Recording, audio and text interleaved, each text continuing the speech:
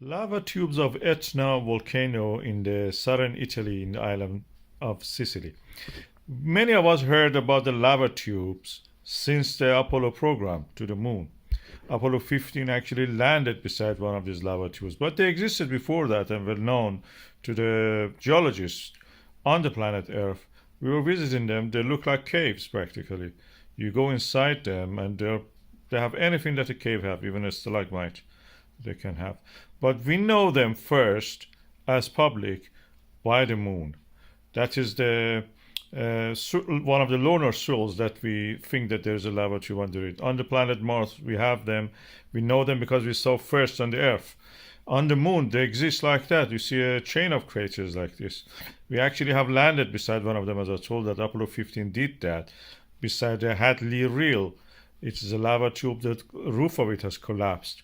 We even went beside it and just had these lovely pictures, accurate pictures showing layering of lava on the wall of this lava tube.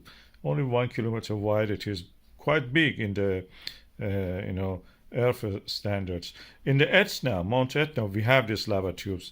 Recent eruption of the Mount Etna was not pyroclastic or anything. We had lava flows.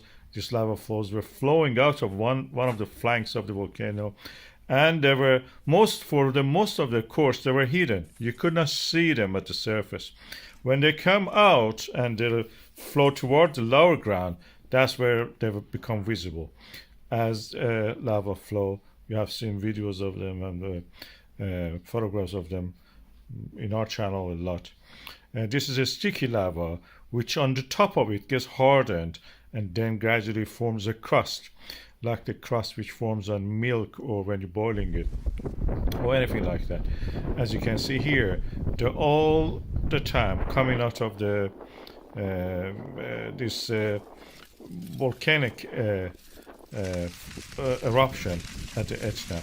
They form glass, and that's the reason when they fall, you can see the crackling of the glass breaking as it is a familiar sound. Many of you may have the question that what is this sound we hear from the lava?